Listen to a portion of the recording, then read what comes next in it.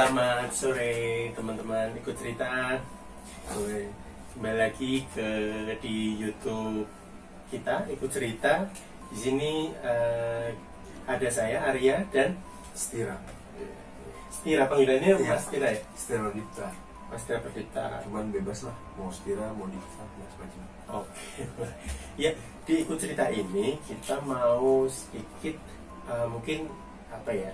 Karena judulnya sudah ikut cerita. Nah, dari tamu-tamunya atau narasumbernya nanti juga akan menceritakan tentang mungkin ada sejarah di suatu tempat, historinya atau pengalaman pribadinya gitu di lingkungan sekitar gitu. Iya.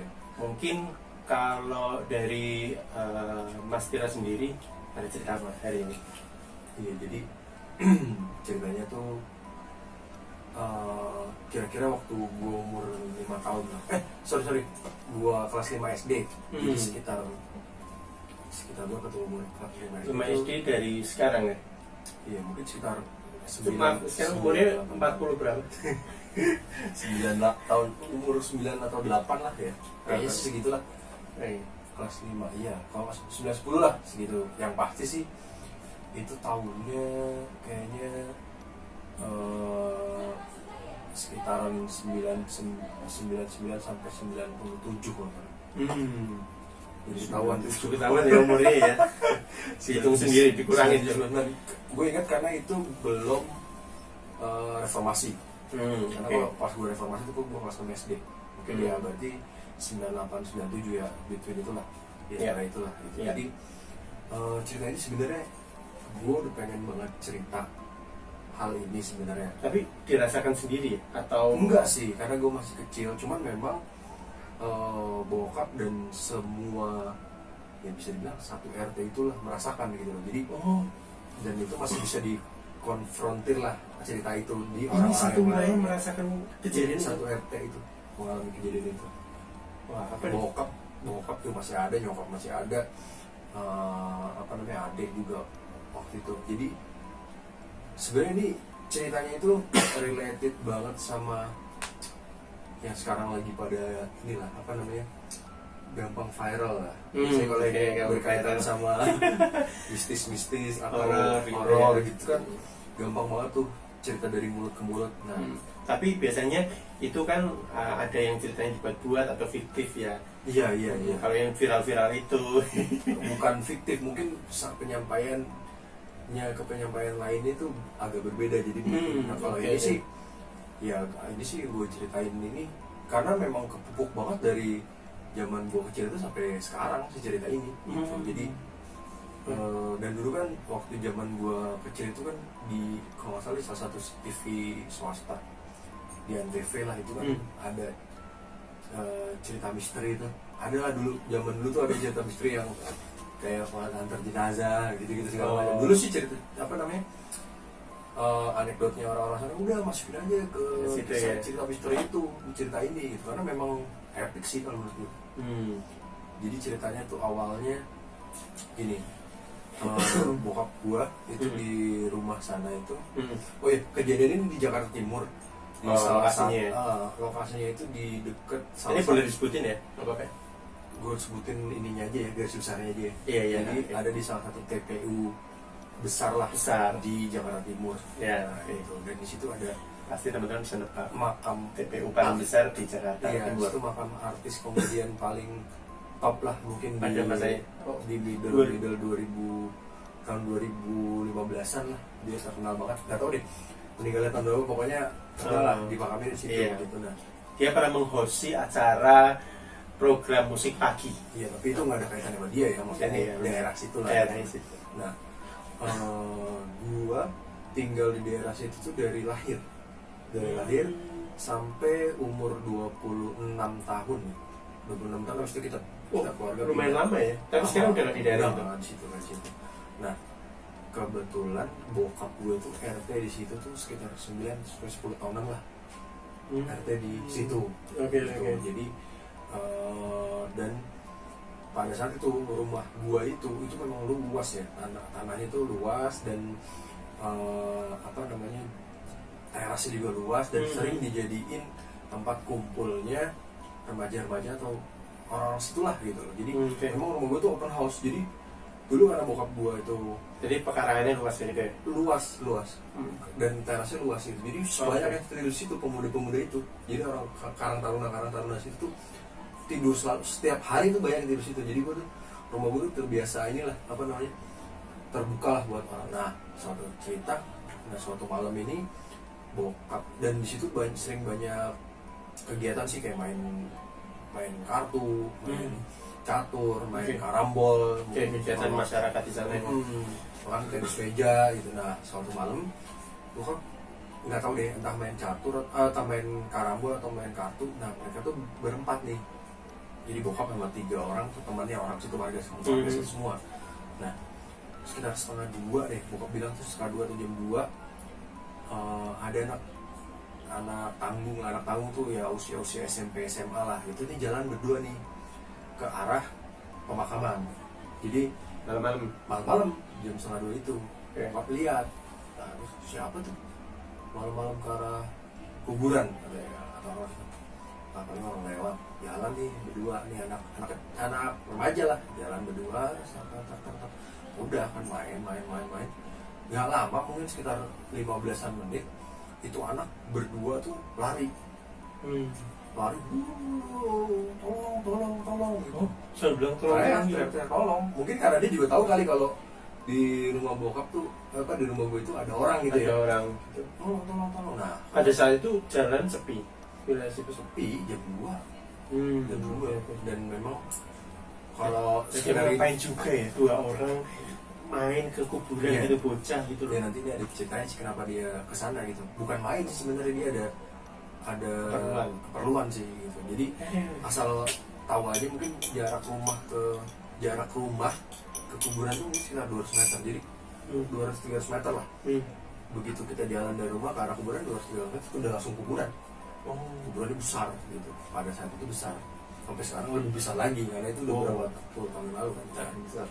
Habis itu karena bokap penanggung jawab wilayah ya, teriak-teriak malam-malam itu dibentak sama bokap, "Woi, ngapain lo?" katanya. Sini. Teriak-teriak udah malam-malam. "Iya pak," ini terus dia masuk ke rumah gitu, ke pagar itu cerita, "Ada kuntilanak pak," katanya. "Kuntilanak?" kata bokap. "Lu jangan ngaco ah, bener aja kuntilanak." "Bener pak, demi Allah," katanya. "Demi Allah." "Emang lu dari mana?" gitu.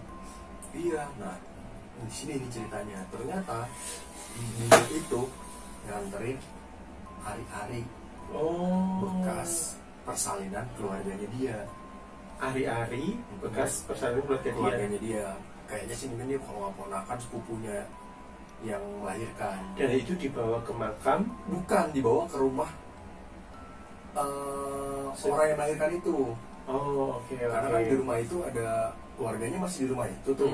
Jadi mungkin diminta untuk dikubur atau diapain. Hari-hari kan harus dikubur gitu. Nah rumahnya yang dituju itu bener-bener lebih deket lah dari kuburan gitu loh. Mungkin ya sekitar, kalau rumah gue 200 meter ya dia mungkin 50 meter gitu. Dekat banget berarti ya? Deket banget. Nah, dan rumah ini itu rumah paling pojok di RT gue yang paling dekat sama kuburan. Tuh, seperti itu. Nah, habis itu ternyata di antara teman-teman bokap yang main ini ada salah satu orang yang saudaranya juga yang melahirkan. Tapi dia dari suami, saudara suaminya, iparnya nih. Iparnya yang suaminya melahirkan. Iparnya suaminya yang melahirkan. Oke. Nah, kalau yang anak 2 itu saudaranya yang perempuan. Itu. Jadi mereka nggak begitu kenal karena satu dari pihak perempuan, satu dari pihak laki-laki. Iya, oke. Dipanggil sama, "Oh, lu habis dari rumahnya si Mbak ini," nggak usah sebut apa ya. Iya. Si rumahnya apa, dari habis lahirannya si ini.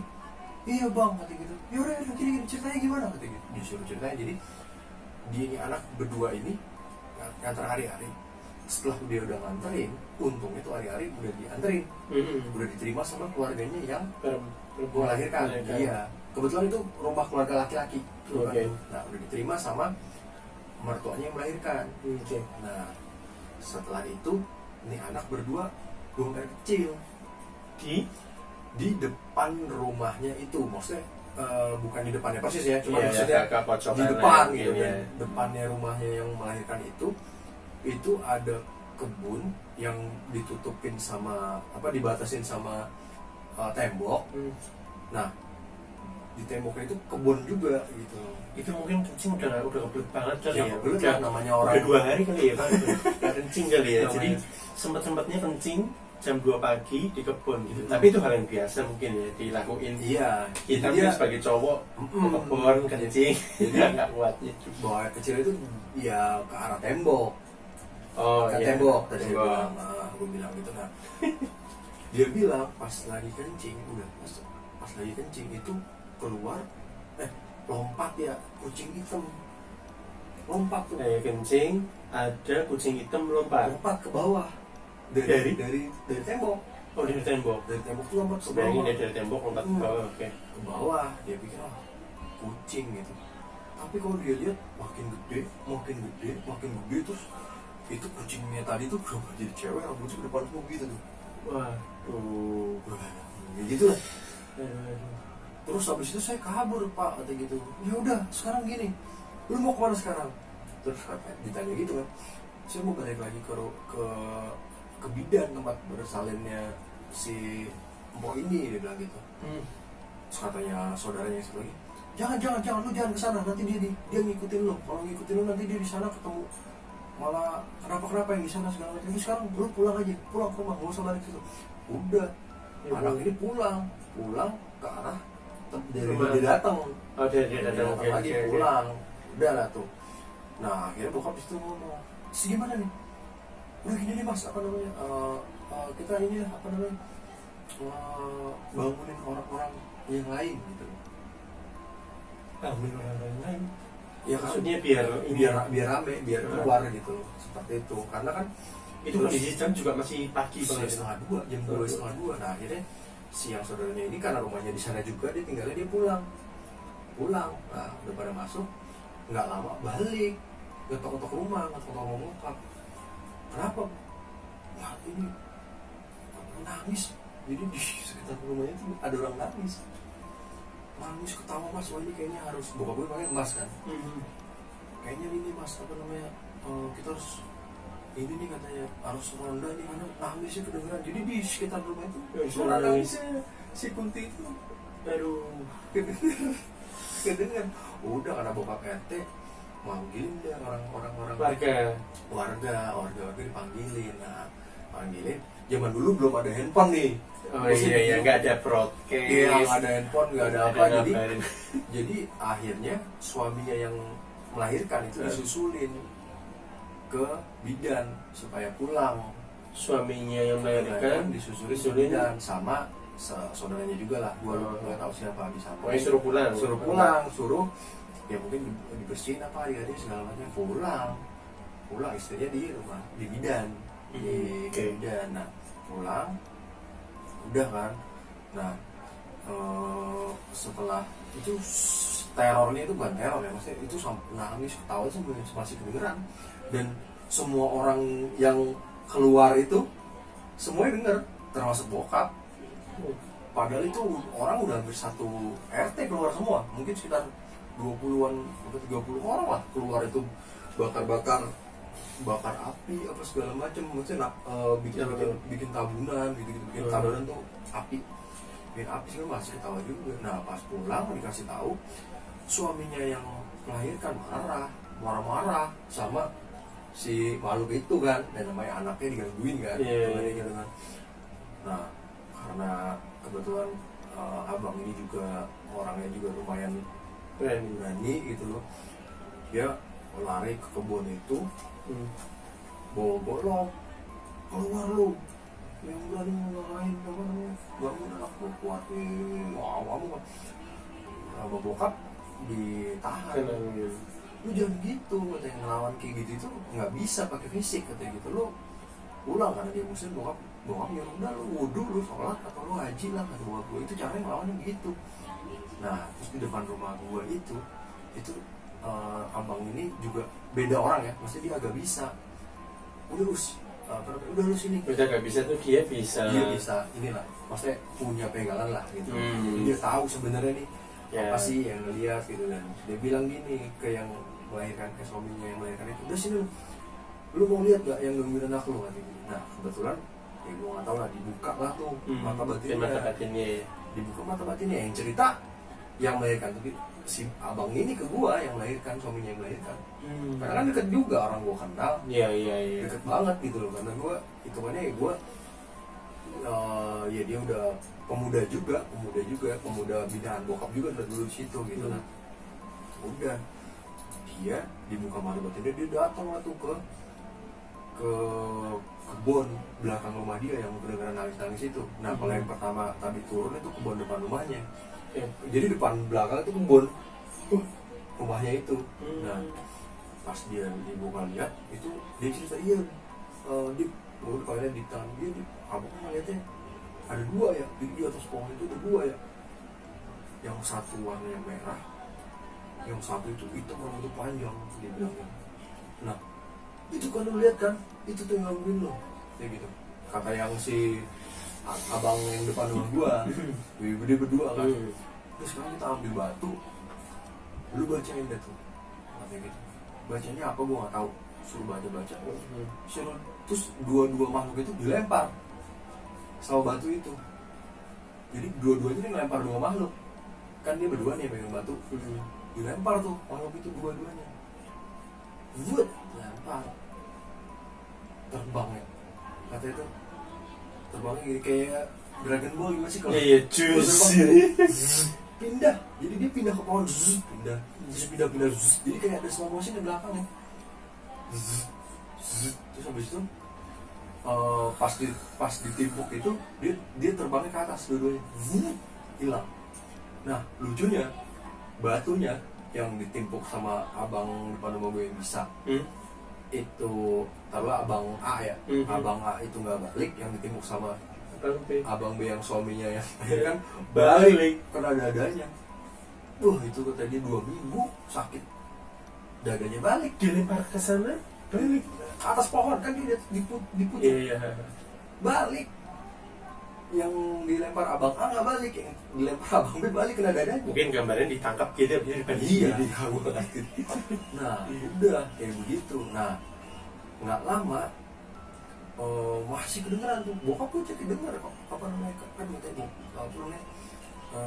nangis, ketawa itu semua gitu. Nah setelah itu yang tadi saudaranya yang nyamperin si suaminya yang melahirkan itu ke bidan kan, nungguin tuh gantian jagain.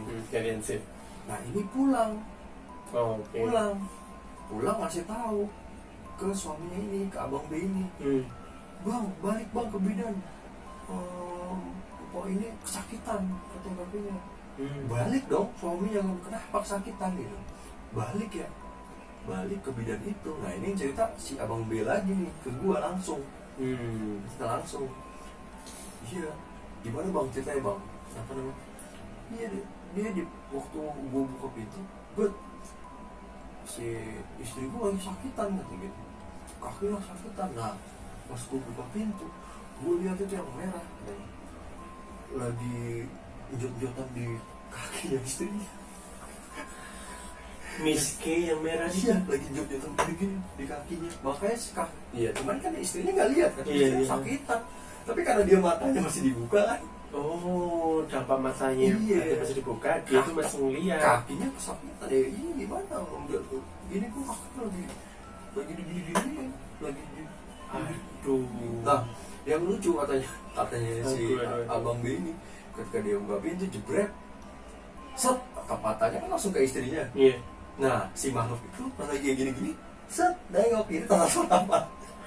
Aduh. Tatapan, Nah terus gimana tuh setelah tatap-tatapan dan jod ini gitu? hilang, nembus atap, hilang lagi. Udah abis itu nggak sakit lagi orang kayak dijot-jotin. Itu gimana tuh kalau misalkan cerita sainsnya gimana tuh? cara logikanya ya? Cara logikanya gimana cerita sainsnya gitu? Nah, tapi pikir mungkin karena lagi ngelahirin pegel-pegel karena efek. Iya, tapi kan yang lihat melahirkan. bukan dia tuh, yang lihat orang lain. Yang lihat suaminya kan bukan dia, kalau dia emang nggak lihat. Ya mungkin kalau misalkan dua-duanya nggak lihat, mungkin itu bisa bilang ini kali apa namanya, Pegel-pegel kan itu segala macam. Nah, itu sampai subuh baru reda ada luka. Sampai subuh, azan subuh baru udah tuh suara nangis ketawanya itu hilang. Tapi jangan salah, seminggu ke depan masih kayak gitu. Jadi nggak cuma hari itu doang. Orang 3-4 hari ke depan tuh masih suka nangis, masih suka nggodain, gangguin yang di rumah itu. Astaga. Gitu. Dan dapat cerita juga dari anak 2 tadi yang pulang kan lari kan, sepanjang jalan sampai rumahnya dikejar ya. Kenapa gitu? Dia berlari, terbang di atas dan dia lihat. Yang putih tapi yang ngejar, kayak seprek katanya. Di belakang dia. Itu sampai dia masuk kamar, itu 2 orang itu kan beradik ternyata. Masuk kamar, masih ketawa di atas rumahnya, di atap. Aduh, gimana ya? Gitu. Stres banget kali ya kalau dapat. Iya, amit lah. Itu sih gue sih kagak mau sih. Gimana juga ya? Iya, dan itu masih ketawa. Nah, Bisa ini gimana? 3 hari ya akhirnya mereda sendiri sih akhirnya. Tapi ini bukan hal yang yang aneh sebenarnya, kejadian tentang orang melahirkan ketika ada keguguran di daerah itu ada dia nongol tuh. Itu bukan satu hal yang aneh, cuman ini yang paling epic karena memang kalau bisa dibilang saksinya itu ya hampir banyak banget, lebih dari 10 orang yang mengetahui cerita ini. Masal ya. Berarti bukan pengalaman pribadi sendiri, tapi ini dirasakan oleh lingkungan sekitar. Dan ini si miskin di daerah gue ini memang luar biasa sih, apa namanya, eksistensinya dia untuk keluar itu sebenarnya sering banget gitu, karena memang udah banyak banget yang saksi matanya di daerah situ udah biasa lah gitu. Ini mungkin salah satu ceritanya ya, tentang salah satu ceritanya. Mungkin kalau cerita-cerita minornya ya, itu tuh pernah dulu. Jadi kan kalau teman-teman tahu kan, setiap satu di tanggal 30 September dulu kan selalu ada film tuh yang diwajibkan untuk kita menonton. Film perang, film pengkhianatan sebuah partai politik lah. Oke. G30S itu, G30S PKI lah gue sebut aja. Nah itu filmnya itu kan selalu diputar. Nah gua kan sebagai anak kecil takut nonton itu karena kan isinya kan pembantaian, pembunuhan gitu. Nah pokoknya itu TV, pokoknya setelah jam 7 pasti dimatiin dan gue pasti keluar tuh. Nah waktu itu gue inget di berempat orangnya masih ada kok ini. Jadi adik gue, tetangga belakang rumah gue, sama ibunya. Nah Adik cewek? Adik gue cewek. Okay. Nah berempat nih main di teras gue. Lagi-lagi gue cerita teras gue kan gede. Yeah. Nah di pojokan kebun yang dia nongol itu, jadi kebetulan kebun yang ada makhluk tadi dua sebelah rumah gue persis. Dekat, jadi kelihatan lah. Nah itu tuh ada gundukan tanah. Ada gundukan tanah tempat bekas dulu rumah itu bangun lah. Karena itu rumah nanti gue buatin ininya dah, apa denahnya tuh ya. Apa namanya? Nah di rumah itu tuh ada gundukan tanah. Nah tiba-tiba ibunya temen gue ini, kita masuk aja cuy, setengah 9 gue ingat banget, setengah 9 aja. Kita masuk aja yuk, kenapa bu? Kita masuk udah malam. Ya udah masuk kan, nggak ada apa-apa kan. Terus besoknya ibunya cerita kan nyokap, karena kan dia temenan kan, orang depan dia belakang rumah gua. Jadi karena itu daerah itu bisa dibilang di kampung, jadi kita tuh memang solid banget lah dulu, kenal satu sama lain, bener-bener kayak saudara gitu loh. Cerita, iya mbak, apa namanya, bokap nyokap gua dipanggilnya mas sama mbak ya, sama orang sana. Iya mbak, itu pas lagi sama anak-anak katanya, saya lihat lagi bengong gitu karena gundukan tanah. Itu tiduran ya, kayak di pantai. Miskin tiduran kayak di pantai gini di gundukan tanah itu. Anjir gue nggak lihat sih untungnya. Yang lihat cuma ibunya, makanya dia suruh pulang. Makanya kita suruh masuk ke rumah gua. karena kalau dia di rumahnya di belakang jadi dia pulangnya lewat dalam rumah gua, karena lewat bisa ya. belakang. Ya pun sebegitunya ya. Dan anaknya yang kejadian itu, tau lo kalau misalnya dia tahun 97, berarti sekarang umurnya sekitar 27 tahun. Apa gimana tadi? Kalau dia lahir 97, 97, oke. Sekarang umurnya ya 22.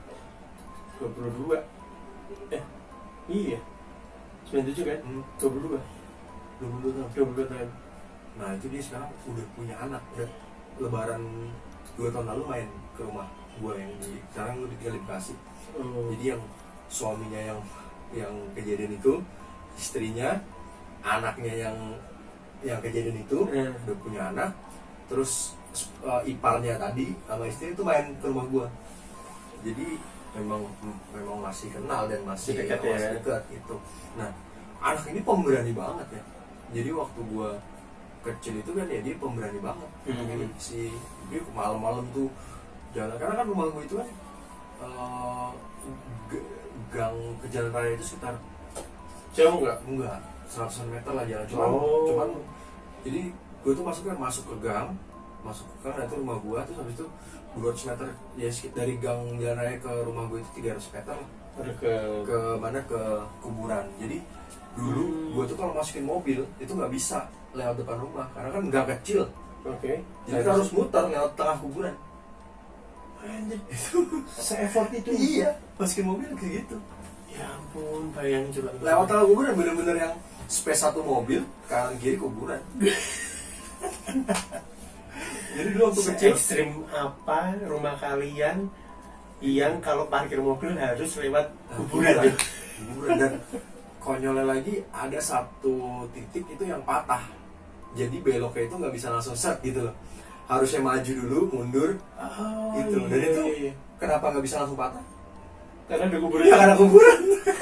Mungkin ya, ke makam gini dilindes-lindes. Iya, nggak mungkin. Karena kalau kita ngelindes pasti orang pemakaman komplain. Iya, komplain. Pasti ini kebetulan yang punya mobil juga di situ nggak banyak. Pasti tahu lah siapa yang lindes gitu. Seperti itu. Nanti yang di dalam juga komplain kan, gue yang dilindes gue gitu.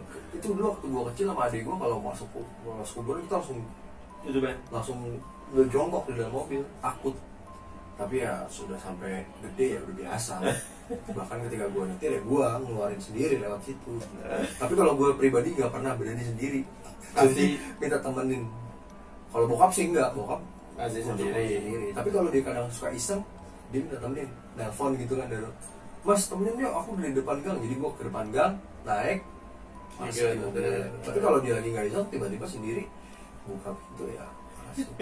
Dulu paling konyol pernah nih kita masuk, ada apa ya? Peti mati itu iseng, itu sih orang iseng. Peti jenazah. Keranda. Peti mungkin petinya ini ya, apa makam non muslim gitu? Enggak, semua tempat gue makam muslim. Kemungkinan besar itu amit-amit ya, mohon maaf, itu mungkin meninggalnya karena kecelakaan atau apa, jadi mungkin jenazahnya nggak begitu ini, jadi dibawanya pakai peti. Dibungkus pakai peti. Iya, dari rumah sakit itu pakai peti, walaupun nanti pas dikuburin ya petinya nggak dibawa. Tapi masalahnya kenapa petinya nggak taruh di situ? Gua rasa sih mungkin orang ngerjain biar orang susah aja lewat. Kalau ada lewat situ, kan bener-bener melintang di tengah jalan. Jadi bokap dulu kan, ada gue masih kecil ya, bokap yang turun minjain geser-geser. Tapi masih mau mawar ya nggak ada. Peti beneran, cuma kan malas kan. Geser peti gitu malam-malam mau nggak? Gue sih malas, cuma karena gue kecil, itu mungkin lah perjuangan bokap ya, seorang bapak yang nggak mungkin kan, apa namanya, anaknya juga masih kecil, kecuali kalau anaknya udah gede pasti bantuin gitu kan, bokap sendiri. Bokap pindahin kata, masih bau wangi mawar lagi petinya. Kayak gitu deh mas. Tuh iseng banget yang di sana. Sekarang sih udah full. Kalau dulu masih ada lapangan bola. Full tuh apa? Full, udah kuburan semua. Kalau dulu zaman gue masih ada lapangan bola, lapangan volley. Nah itu udah habis semua. Jadi kuburan. Berarti itu dulu masih ada space buat kayak lapangan bola tadi, terus buat main juga masih bisa ya? Masih. Sekarang full. Terakhir cek udah full. Gue kan KTP masih sana, jadi setiap pemilihan pemilu tuh selalu ke sana. Hmm. Dan itu kuburannya makin deket karena rumah gua udah nggak 200 meter lagi, mungkin sekarang 100 meter dari bekas rumah gue ini tuh udah langsung kuburan. Aduh. Jadi kayak waktu kemarin ada cerita yang apa namanya tentang di kuburan yang apa namanya, ada orang yang disasarin, tiba-tiba ada yang berhenti taksi di kuburan gitu. Di tempat gue juga ada tuh ceritanya, cuma tukang bakso. Gitu. Nah, tukang bakso ini kontraknya ya juga di RT gua dulu, orang-orang ini. Jadi dia ceritanya dia jualan bakso di rumah-rumah orang gede-gede gitu lah. Tiba-tiba dipanggil, dia ngelayanin, Ada yang beli. dia Manggil. ngelayanin, manggil. Nah, entah gimana ceritanya, tiba-tiba kebetulan udah almarhum tukang baksonya, yang masnya ini pagi-paginya tuh udah tiduran di situ, nggak pakai baju, apa namanya, Telanjang. cuma pakai celana kolor gitu, itunya kebalik, apa namanya, Gerobak. Tapi ditemuin dalam keadaan nggak sadar. Tidur. nggak sadar, sadar. nggak tahu pingsan, nggak tahu tidur. Tapi bukan berarti dia jadi gila, tapi nggak tahu jadi kayak aneh gitu abis itu ceritanya. Si almarhum ini, cuman ya mudah-mudahan nggak ini lah. Banyak tuh cerita kayak gitu. Kayak gue juga pernah dulu sama bokap. Jadi ini kejadiannya berkaitan sama rumah yang Di situ juga. yang apa namanya, melahirkan itu juga. Nah, rumah yang melahirkan itu kakeknya yang melahirkan, kakeknya si abang ini meninggal. Setelah meninggal, otomatis kan kalau di kita kan ada 3 harian, 7 harian gitu ya.